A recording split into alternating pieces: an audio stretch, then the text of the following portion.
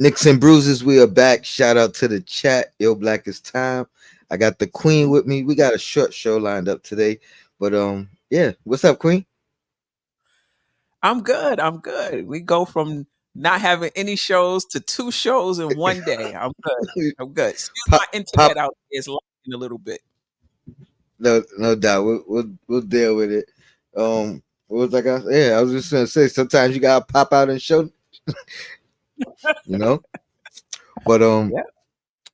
today we're gonna talk about sacrifice. Right? We've heard it from Tibbs, throughout his tenure here as a coach. But this is the probably the best roster we've had. He's had um as a Knicks coach, which to me is saying that it's going to be a lot more sacrifice, going around. So the question I have for you, for myself, for the chat as well, is who has the biggest sacrifice for the team to succeed, and what do you think some of the sacrifices that are going to have to be made? Um, we can start with the biggest sacrifice. What player do you think has the biggest sacrifice this coming season? Yeah. I'm smiling because I'm stealing your answer, uh, because I think I agree. Um, I think DiVincenzo is gonna have to make the biggest sacrifice. Now, I think others will make sacrifices as well, and we'll get to that, but I think he's gonna have to make the biggest sacrifice. I mean, here's someone who came in, um, earned a starting spot over Quentin Grimes and excelled in that spot. I think he's the Mhm. 3-point made leader, um, in New Single York season. Knicks season in New York Knicks history. Um, you can count on him pretty much every game. He was a floor spacer for us. He played really good defense. Um, attacked the closeouts. He was a almost perfect fit with that starting lineup, and now he goes to the bench. Now that makes the Knicks better, but I think it'll be a sacrifice for him. I don't think he's gonna get as many minutes as he got last season, and he may not get and I don't think he's gonna get as many shots. Well, maybe. Depends on how much they feature him Mhm. when he's in, but he might not get as many shots as last season. Yeah, I think there's so many different people that we could pick. If we had a panel of five, I think we might get five different answers in this. Um, but yeah, let's see if there's anything I could piggyback off with DiVincenzo in particular. I mean, definitely he's losing the role, this the starting role, and it's something he excelled at, especially when we needed it the most. When Randle went down, he jumped up his production, which was sorely needed. He became more aggressive as well. It wasn't just spot up shooting anymore. You know what I mean? We spoke about it a little bit off camera. Him attacking the closeouts, which became a huge staple for him. You mentioned, so I mean, the defense. I don't think that changes. I think if he stays aggressive, his points could stay relatively the same. The Mhm. biggest thing, I guess, would be that starting spot. As far as something he's sacrificing, and you could put Josh Hart in that same boat. You know what I mean? These are two guys who started last year on the bench, elevated into the starting unit because of injuries, but they both excelled in those roles.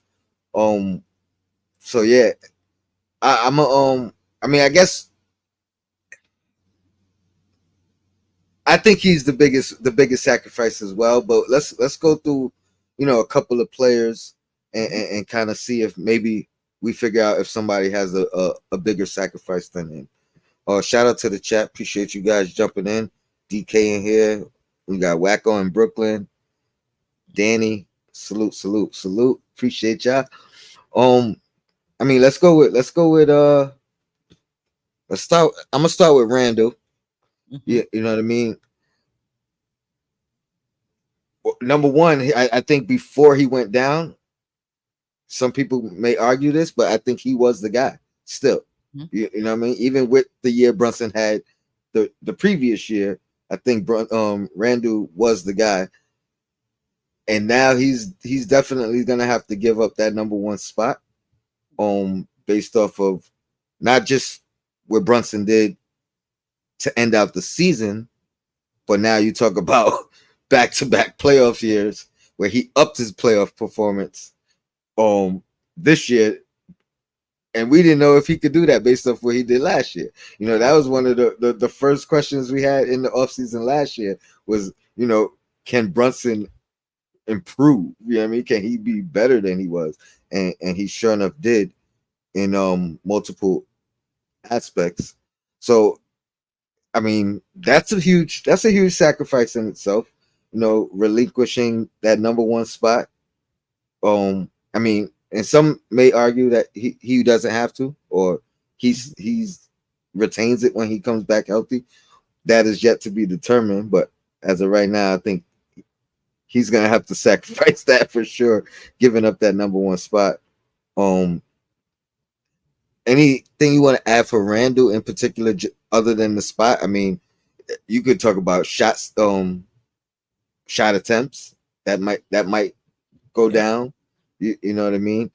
Um, what's your thoughts on Randall and his sacrifices? What do you think he might have to sacrifice? I think on the outside, it's gonna look to us like a sacrifice. He's not gonna get as many touches, or shots, because there's more mouths to feed, so to speak. I don't know if he thinks of it as a sacrifice. I think Randall is just coming into play, and he's gonna take it as he comes. I don't think he's gonna force anything. But yeah, um, he may not get the ball as much. I think you know how he likes to come down and he's always calling for the ball. He may not get it every time now, every time that he calls for it. Um, Bridges might get it. OG might get it, depending on the matchup. And Brunson thinking, maybe they're a better option right now. So I think that may be it. I think the question I have for you is, do you think he sulks because of it? Do you think he um will see disappointment, or do you think he's ready for it? I think he's ready for it. I think he's been on the bench. He saw the team. I think he's ready to fit in, and I don't mean fit in terms of taking a back seat offensively. I mean fit in terms of whatever we need on any given night. But what's your thoughts on that? I agree with you. I think the good thing for him, and something I've been mentioning, anytime I'm defending Randall or defending um the fact that I think we need him moving forward, is he has that January stretch to in his reference. You know what I mean? So just like I reference it, I think he could reference it, not verbally, but you know what I mean, in the back of his mind, and know, hey, we were rolling the best we've ever been when I was here. You know what I mean? Things were easier for everybody, Brunson included. Um, so I don't think he sulks, but in the back of my mind, I ain't gonna lie, with the reports of him, with the reports of he and the Knicks mutually not wanting to kind of discuss an extension in the immediate future. How much does that, and this is him sacrificing that number one spot, how much does that um how much did that affect him wanting to show he's still the number one guy, or wanting to show my production is not going to drop off? You know what I mean? Because essentially he could be going into a contract year if he opts out. Right. So you know what I mean. So that's where it gets a little bit tricky.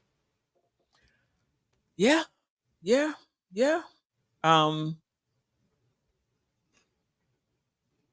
yeah, I just don't see him forcing the issue. Um, anything is.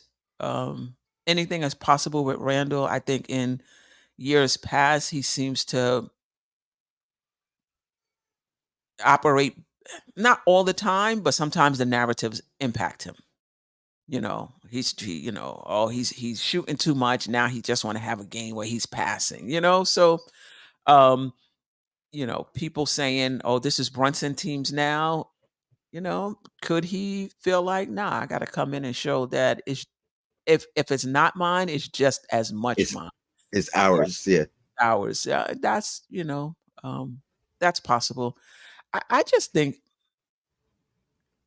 and just in the flow of the game, it's going to be like it's always been as far as shots between the two of them.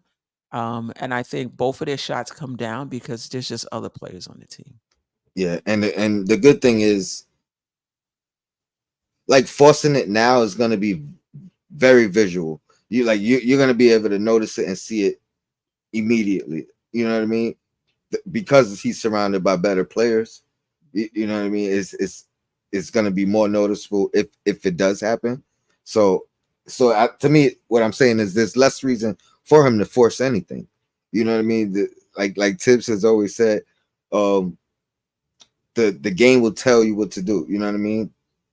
So now it's really about reading and reacting. So I do believe it should be easier for him. There's no reason to force it. And then with success, I think that everybody success is for everybody. You know what I mean? Like, so if we win, I don't think he cares if he had 15 shots instead of 17, 18, or 20. You know Right. what I mean? So I do think there's that. Anybody else in the starting unit that you think has a big sacrifice? I don't know big, but I think Brunson's going to have to sacrifice too because it's just more mouths to feed. And I don't think that's going to be a problem for him. I think he scores because he has to. I don't think he has any problems passing up shots. So I think I don't know if you call it a sacrifice or if that's just the natural flow of the game, but he's gonna get less shots. And so my runner up for the biggest sacrifice, honestly, was gonna be OG. Because the way I looked at with him, well, he got paid to sacrifice, right? Because you, the talks of him wanting out of Toronto was for a bigger role, right?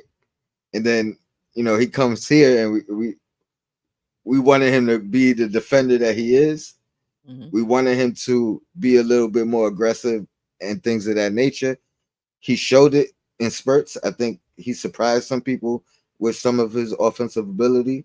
But as far as a bigger role, I don't know if that's even possible, especially coming with Mikal Bridges being added to this team. You know what I mean? Like, so if you look at where his role was in Toronto and who he was surrounded with in Toronto, I think you could, not being a homer, say he's surrounded by a lot better players currently than he was in that situation. So him wanting a bigger role is less likely in a sense. mhm, And to me, that's part of the reason why we had to overpay, if you will, or I mean, we mhm. had to pay him for that sacrifice. He probably could have had a bigger role in another on another organization had he chose not to come and stay here. So there's that. I would say that he would probably have a bigger offensive role somewhere, but when you talk about the entire package, his role is gonna be huge. Well, I'm sure in his negotiations, what I mean, he spoke about impact and brought up all the stats that you know people were throwing out there. Truthfully so about his importance. I mean, we could look at the last series against Indiana, and if he didn't go down, I think we win in five. Mhm. So I mean, there's that. every time he was missing, his absence was noticeable. Mhm. So, but I always thought his role that he was asking for was offensively. But there's no doubt about it. His role defensively is probably, I mean, you can argue our biggest defensive weapon, able to guard up, guard down, guard fives, guard ones. You know what I mean, and just be solid in the middle at the 3 or 4. So Mhm. yeah. Who else we got? Mitchell Robinson. I mean, I don't think he's really got to sacrifice anything unless it's just whatever he got to do to stay healthy. I don't know what that is, Yeah. Yeah. sacrificing, but that's all he. That's all we need from Mitch, man. Yeah. And Stay. if the thing with Mitch also though, if we were to get another center, he liked Hartenstein. But Mitch would also come with if he felt like he wasn't getting enough time or he wasn't getting the ball enough, he would come with his little cryptic tweets. So I think part of the sacrifice for Mitch is, to just fully embrace his role, whatever it is, Whatever it is. and not I'm not gonna say he was a distraction because I don't think he distracted. I don't think the things he said distracted the Knicks. But even on social media, like just stick to your role. If you're unhappy, keep it in house and keep it moving. If I don't know if you want to consider that a sacrifice, but that's what I would like to see from Mitch if he were to get frustrated. Yeah, I mean, show some maturity. I think his maturity has grown throughout the years. You know what I mean? Like it's still a little cryptic stuff, like you mentioned, but it's not as frequent. You know what I mean? And he's also not afraid to speak on it Right. publicly. You know what I mean? And clear the air or whatever the case. So that's always a good sign. It's not festering internally. You know what I mean? So Mikhail, what do you think? I mean, he's coming off being a lead guy. You know what I mean? And now having to relinquish that role in a sense. The good thing about it is it's not like he's been the lead guy throughout his career. Right. So to bounce back and forth, you know what I mean? I think that's an easy transition, especially when you're doing it with your buddies, your friends. Mhm. You know what I mean? That's an easier transition than just being traded to a random team and now having to adjust to your new role. So I think that's small. I don't think it affects him too much. The good thing about all this sacrifice is I think everyone's job becomes a little bit easier, you Mhm. know, if you buy in. Yeah. Yeah. Yeah, that's a good point. I think it is a sacrifice for him, but I think a sacrifice that he's willing to take to play with his friends and to play on a championship contending team. And I also think he will have opportunities throughout the season to step up. Sharon over here, wow, and I'll let you address him in a second. I'm not Uh, addressing anyone. Otherwise, he says in the beginning of the season, we'll probably be passing up shots, maybe a little too unselfish till we figure it out. I can see that. Yeah. Hopefully, it doesn't affect wins. You know what I mean? Hopefully, we can figure it out within the game, and Right. not something that we got to figure out over time. But I could definitely see that. Um, what's your thoughts on that? Yeah, that's possible. People not wanting to step on each other's toes, and everyone wants to, put their best foot forward and show that they're team first, and they are. Um, yeah, so yeah, that's possible. The good thing though, I think, I mean, I know it because that's what our team has been about since Tibbs has been here. It's gonna start with defense all the time anyway. So a lot of our buckets, I think, will be in transition based off of turnovers, based off of steals.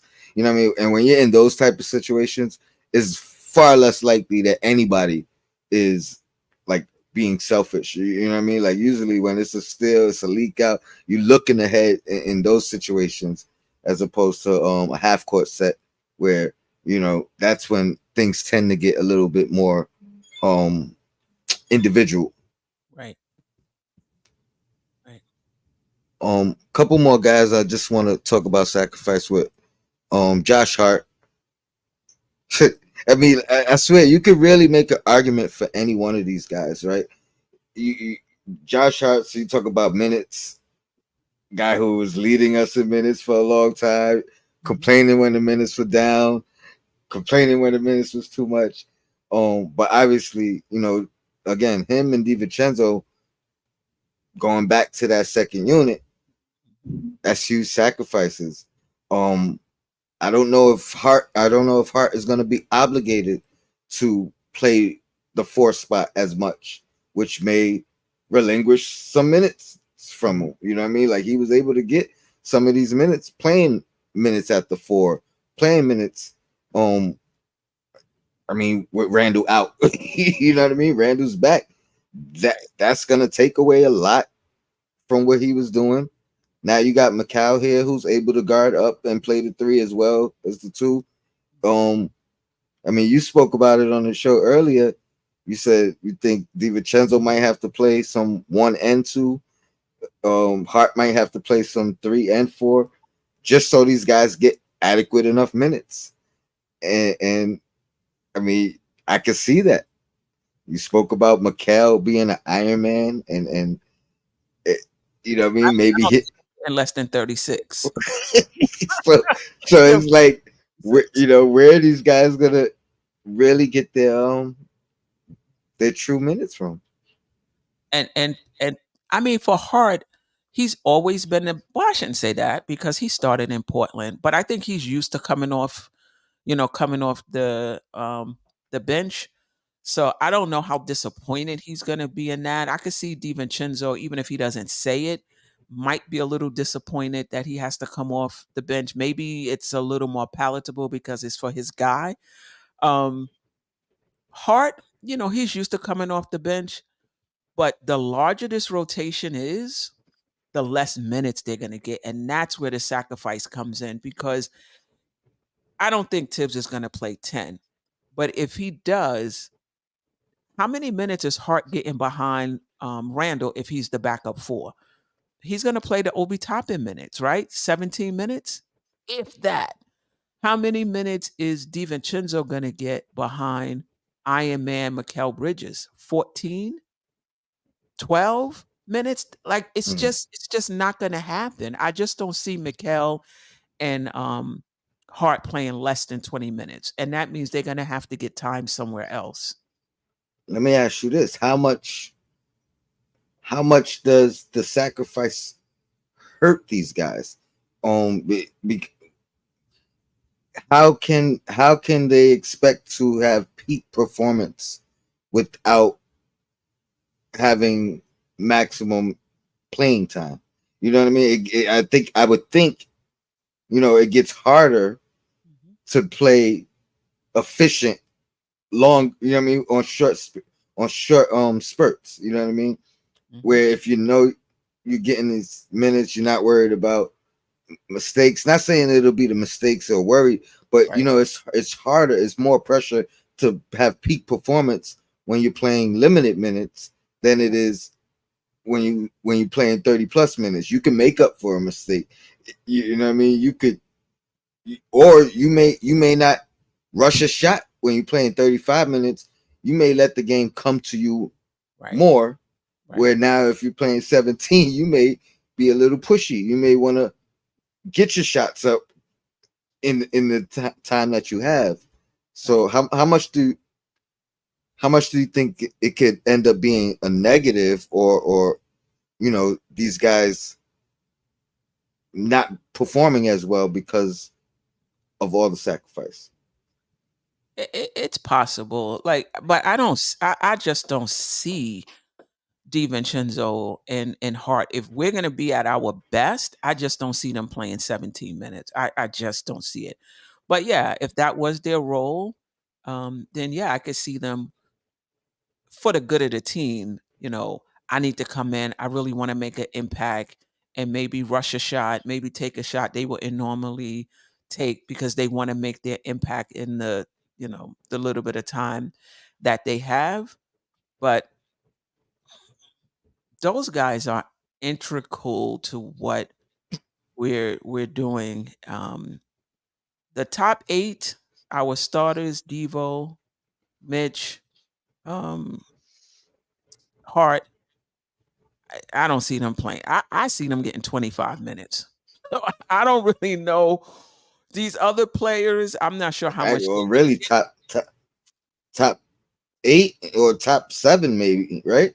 Because I mean, we didn't even talk about Deuce, who fought his way, who fought his way into the rotation and didn't care who was up behind him or next to him. He wasn't giving up his spot. Yeah. You know what I mean? And yeah, he might have the biggest reduction in role, in you know what I mean, in minutes, in usage, like, because unless you're including him when you say the top 8, I mean, it's still up in the air, really. We don't know if it's going to be Cam. We don't know if it's going to be. Yeah. I mean, the top eight to me is the starters, DiVincenzo, Josh Hart, and Mitchell Robinson. Not Mitchell. Oh, sorry. Mitchell Robinson is in the Yeah, he's starting now. That's what I mean. So and it's really whoever the backup center whoever the is. backups, and whew, we're gonna really deep dive into this part later, or in a couple of days. But it seems like the only true solution. I mean, I know you spoke about DiVincenzo 1 and 2, playing the 1 and 2, and Hart Hart playing the and 3 and 4. But to me, the biggest solution is Randle playing some 5, or having a small ball lineup, because that's the only thing that really opens up the door yeah, for one. for Mhm. a even keel, you know, rotation with those with all the guys we mentioned. So it's gonna be interesting how this pans out. You know, who who leads the charge. I mean, there's a world where, I spoke about Randall. Like, maybe he's the leading scorer. Maybe McCall's the leading scorer. It's a world where it's not Brunson. You know what I mean? Not saying he's not leading the charge, but Mhm. I'm just saying, just throwing out as a leading scorer. There's a candidacy for multiple guys. So yeah, this is going to be interesting. Do you think anybody has the opportunity to actually take a leap with all the sacrifice going on? Mm, a leap, not just a step. A leap, it would have to be Sims. He the only one. He the only one that has that much room to grow. You said that much room to grow. you know, um, I could see Randall being better. I could see Brunson being even better. I could see OG definitely being better on the offensive end. I could see Bridges being better. A leap, a leap would be Mitchell Robinson Mitchell. Yeah. doing something on the offensive end. And I'm not even talking about scoring. I would be happy if he and Sims were able to just, like I said, pass the ball, move it along. That would be a leap for me. Anything from Sims and Mitch on the offensive end would be a leap. Um, Yeah.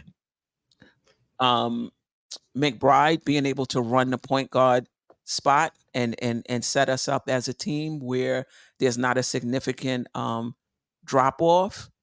If when we go to when Brunson sits, that would be a leap as well. Nostalgic Nick. He says OG is the highest paid. He needs to step all the way All up. the way up. Um, Mhm. Two parts. Do you agree with it? And do you think OG feels that way? Um, Or do you think there's a chance? I'm not obviously we don't know what he thinks, but Right. what let's say what if how do you feel about that comment? And what if OG feels that way? How do you Yeah, assess that? I don't think OG needs to step all the way up on if what you're if what you're if what nostalgia Nick means is on the offensive end. But I think he needs to step all the way up for in the sense of his all around game. Yeah, yeah. And part of him stepping up is he needs to play over 65 games. I mean, come on. That's stepping up right there. you know? Um, I don't think I don't see him coming in with that pressure on himself, feeling like he has to do more on the offensive end because of his contract. I don't think so. And nostalgic, he said yes. I'm assuming he's saying yes. That is what you meant. That is what he means. Yeah, his all around game. Yeah, he does need to. Yeah, yeah. And you're welcome, brother. And I appreciate you as well. You know what I mean? Tuning in. Sharon says Tony Randle is 6'9" in shoes with a 7-foot wingspan. He's also not a good defender out to the 3-point line. He's not going to play the 5. He's just the 4. OG will be better at the 5 than Randle. I agree that defensively OG will guard the 5. I think offensively Randle will the 5 will guard him and have that and Randle should have that advantage on the offensive end. I mean, I guess they could put the 5 on OG. I think OG should still have the advantage offensively. So yeah, I agree though. I think Randle will guard I think OG will guard more 5s than Randle will, Mhm. depending on the individual in that game. Yeah, I agree. But it's still a small ball lineup. Yeah. Randall OG at the 5-4-4-5. It's still a small ball lineup. Shy Powell says, let's get it. Let's see. There's any more questions? I think that might be it, Queen. I tell you, this was a short one. I'm about to go tune into Still Knicks fans. He should be on now or shortly. I think Um, You said Alan Hahn is on. I believe he said he got Alan Hahn over there, so go check out that good Nick content. Appreciate you guys joining us. In a couple days, we got another show lined up, Yep. and we're gonna talk about sacrifices from or adjustments or however how's Tibbs gonna handle this full roster. You know what I mean? Mhm. This most talent he's ever had, because he's gonna have to figure some things out. We talking about minutes and things like that. We'll deep dive into it in a couple of days. Queen, I appreciate you as Appreciate always. Shout out to the chat and shout out to Jay Boogie. I'm gonna end the show like I've been ending it the last couple times with that Jay Boogie track. Knicks over all teams. The coat. Let's go. I said, uh-oh. Don't it sound so beautiful? Don't it sound so beautiful? Let me touch your soul. It's the coat, baby. I'm the coat. Madison Square Garden, we got garden dreams. I'm the coat that means Knicks over all teams. A lot of teams behind the wheel this year, they getting slumped. Miss Maryland already told me put them in the trunk. The city look like a movie called It Can't Touch Us. Don't you wish you had a Tony loading up the buses? The road squad, the travel squad, the Knicks squad.